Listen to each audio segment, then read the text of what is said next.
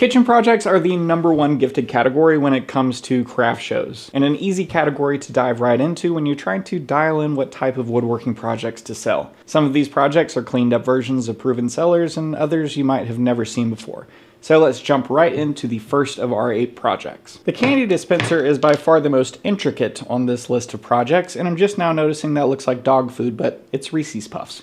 And in my opinion, this provides a sales avenue that none of these other projects do. This, just like all the other projects that we're showing off today, is made with 3/4 inch material, and it's made up of 7 individual parts that are glued and stapled together, not counting the mason jar up on top. It works by pushing and pulling out this slot, which picks up the candy and then pushes it down into the chute. That piece in particular is 3D carved in this example to give it a smoother look, but it is definitely not required for this to operate. The jar lid hot glues into place, and you can easily remove the jar to refill it and then just screw it right back on. The large base not only is needed for stability, but also it gives a ton of space for personalization. So I specifically think that this is a great option to market to local businesses to put at their checkout counters. Or you could just make this for your kids or grandkids, and it's a fun project to assemble together and just show how it all works.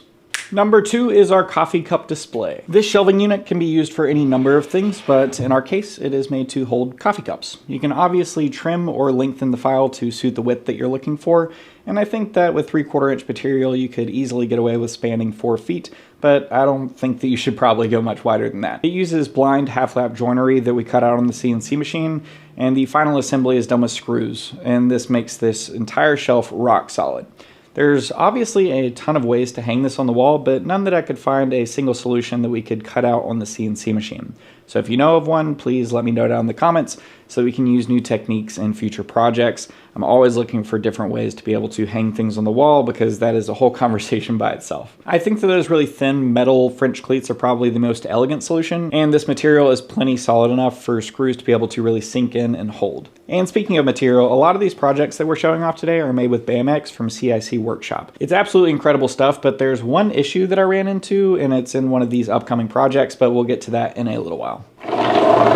This is number 3 on our list of 8 kitchen projects, and this is what I'm calling the ancient Lazy Susan. No metal or fasteners. I've been dreaming up this thing for quite a while now, and I'm so glad that it's finally here. I made this out of 3/4 inch Baltic birch for strength and stability, but I also think that this would look really great painted, which is why I'm not too worried about it being made out of plywood.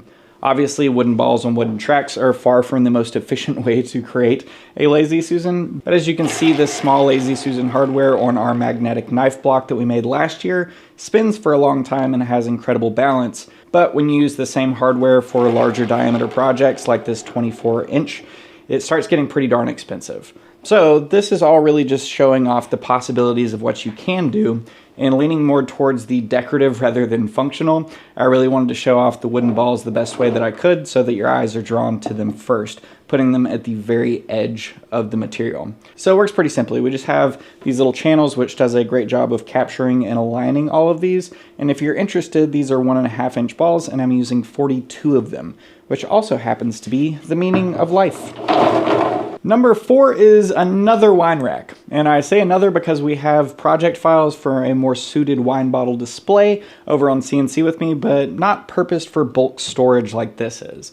And that's where this specific project comes in. We have our very large slats that cradle bottles, and then these end pieces capture the slats to also provide a little bit of stability. Obviously, this is just 2 rows, giving space for 12 bottles total, but that 12 bottles is the exact number that comes in a standard case of wine. And being modular, you can build as many or as few as you need, and you can obviously expand later if you want to be able to add in more. Its sizing makes it a great option for closet storage or just keeping it out of the way in general while giving your wine a fancy place to rest. I would for sure stick with a hardwood or even Baltic birch when making these, as a softer wood might end up breaking off some of these smaller bits at the end that have a little bit of pressure applied to it, but this BAMX held up really well for this. As I mentioned a moment ago, all these projects are available on cncwithme.com, as well as a huge backlog of other CNC woodworking projects. This year in particular, we're focusing more on projects that are meant to sell and gift, as well as woodshop projects to make your time in the shop a little bit more enjoyable. Actually, the next video coming out on this channel is all about woodshop upgrades,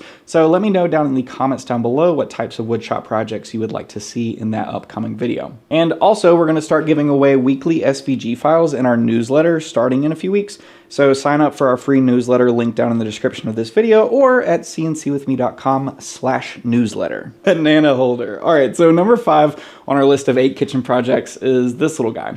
Now, the claims of this style of banana holder is that as you keep the stem in water, it's going to make your bananas last a lot longer. And I have no reason not to believe it, but personally, I just haven't had any time to test it. And I think that that thought alone is more than enough to get somebody to walk up to your market booth and talk to you about it. And being that this is a very small project, it can be sold at a very impulse purchase price point. It's made up of these 2 different parts and only requires a single CNC bit to cut out on the CNC machine. We ended up using 2, using the bowl cut bit for this one in particular, but as you can see right here, you end up putting a bowl there anyways, so it is definitely not required for this project. And on top of that, depending on how you run your CNC machine, this can easily be cut out in under 2 minutes. We have our banana piece that immediately signals what this is for, and our base piece that, like I said, holds this bowl of water.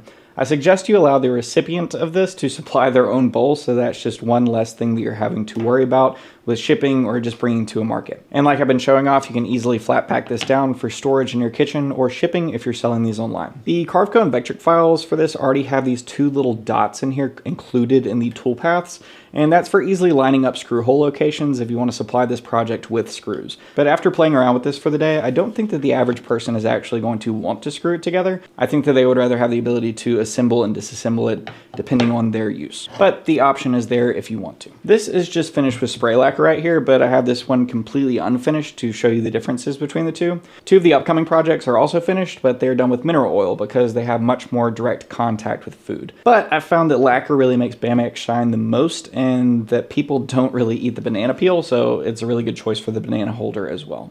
Number 6 on our list is this classic cheese board. This gives a lot of options where you can place crackers, cheeses, fruits, all while having a dedicated place to store your cheese slicer. I think that most woodworkers gravitate towards the integrated style of guillotine cutting your cheese on most of these boards, but I've always found them to be a little bit finicky and also just difficult to clean. So these little cheese cutter rollers can be bought cheap and also frees up a ton of space on your board. The slot also is the exact same size as the cracker slot being used over here, so if you don't want to purchase one of these or have to supply them, you can just say that this is also meant for storing crackers. I've also never felt more pressure cutting cheese than when filming this for this video. Genuinely, it's so bad, but thankfully the cheese tasted great. This is actually my lunch today. This is finished with mineral oil as it's meant to be in direct contact with food. And I do want to mention that this small split in the Bamax is what I was talking about earlier with the first time that I've had an issue with it. I've cut a ton of this material, and this was the first time that I've had any types of voids being in the panel. But the nice part is I am positive that CIC Woodshop would replace this free of charge because this really is such an abnormality. So if you do run into something like that, do not hesitate to reach out to them. That being said, they went to great lengths to make sure that this material is food safe, so I've definitely got no issues using it as is. And if you're wondering, this color is separate than the other colors that I've been showing off on other projects. I believe this is called zebra wood. If you're interested in checking out the different colors and sizes offered, go ahead and check out the link in the description of this video. We are about to get to one of the most requested projects from CNC With Me members, but first let's dive into number 7 on our list. The salt and pepper mill tray. This is an insanely simple project that gives an immediate impact into any kitchen. Gone are the days of having to wipe off the little dustings of salt and pepper on the countertop. Now it's all being caught in a little place where all the seasons can be reused if you want to. You don't have to fiddle around with all the different little caps that come with your mills. Now you can just set it down in the place that you picked it up from in the beginning. Being so small, this project can be added free as a bonus to larger kitchen projects, like expensive cutting boards, things like that. And they require such a small amount of material that you can batch out a ton of these in a single day and just use them as a filler project to markets. These dishes also give a really great place for personalization with your V-bits, or even later if you want to use a laser on these. I think a lot of people are actually going to pass by on this one because of its simplicity, but I see a ton of potential in this, especially if it is priced correctly or bundled correctly. Bundling your projects is a great way to establish more perceived value, and using a small item like this is definitely a great way to do it. But we are finally at number 8 on our list. Yes, the egg tray. Being one of the most requested projects in 2024, I'm so glad that we get to start off 2025 with this egg tray. If someone were to ask you to make a deviled egg tray, how many egg spots would you actually put in on it? I didn't really ever think about that until we started making this, and we ended up putting 12, because I think that that's a really great starting point without having to make somebody feel like they need to make 24 of them.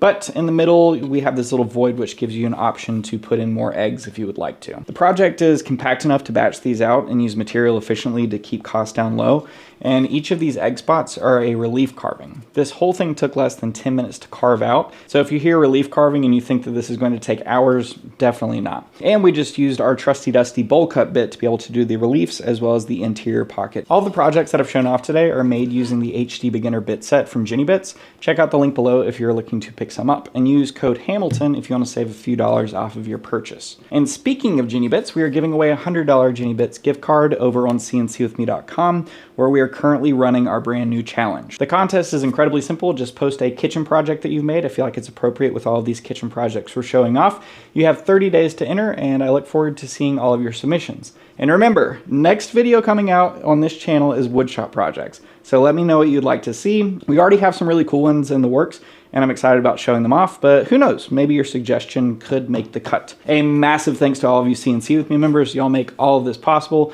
and I'm so excited to show off all the cool things that we have planned this year. Tons to come. See y'all soon. Bye.